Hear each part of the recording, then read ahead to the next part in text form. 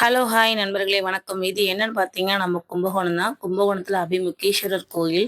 இந்த கோயிலோட சிறப்பு என்னன்னு பார்த்தீங்கன்னா, அந்த கோயில் முன்வாசல் முன்னாடி பார்த்தீங்கன்னா, கும்பகோணத்திற்கே பெயர் பெற்ற மாசி மகம் குளம் தான். இதை மகாமக குளம் என்றும் அழைப்பார்கள். இங்கே 16 மண்டபங்கள் கொண்ட ஒரு குளம் நடுவில் ஒரு தெப்பம் ஒன்று உள்ளது. இது மாசி மகத்தன்று மிகவும் சிறப்பாக நடைபெறும். 12 வருடங்களுக்கு ஒரு முறை நடைபெறும் நிகழ்வு இது. ஆனால் ஒவ்வொரு மாசி மகத்து அன்னைக்கும் இங்கே ஒவ்வொரு மண்டபத்துக்கும் உள்ள 16 சிவன் கோயிலில் உள்ள சிவன் வந்து தீர்த்தவாரி கொடுப்பாங்க.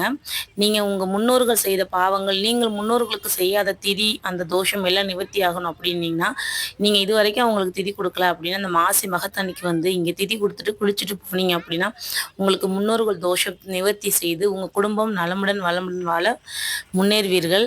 இந்த குளத்தை வந்து ஒரு வாட்டி வந்து கும்பகோணம் வந்தீங்கன்னா கண்டிப்பாக மறக்காமல் பார்த்துட்டு போங்க. இந்த வீடியோ உங்களுக்கு பிடிச்சிருக்கு அப்படின்னா ஒரு லைக் பண்ணுங்கள், கமெண்ட் பண்ணுங்கள். உங்களுக்கு என்ன தோணுதோ மனசில் அதை கமெண்ட்டில் சொல்லிடுங்க. ஏன்னா கண்டிப்பாக இந்த உங்களுக்கு குளம் நீங்கள் இது வரைக்கும் பார்த்துருக்க மாட்டீங்க. மிகப்பெரிய குளம், 16 மண்டபங்கள் கொண்டது. நம்ம கும்பகோணத்துக்கே பிரசித்தி பெற்றது. ஜெயலலிதா அம்மா வந்து இந்த கோயிலுக்கு மகாமக தீர்த்தவாரி அப்போ அவங்க பீரியட் இருந்தப்போ வந்து கும்பிட்டுட்டு போனாங்க. வாழ்க வளமுடன். மறக்காமல் பிடிச்சிருந்துச்சுன்னா லைக் பண்ணுங்கள், ஷேர் பண்ணுங்கள், நம்ம சேனலை சப்ஸ்கிரைப் பண்ணுங்கள். Thank you so much. ஹாய்.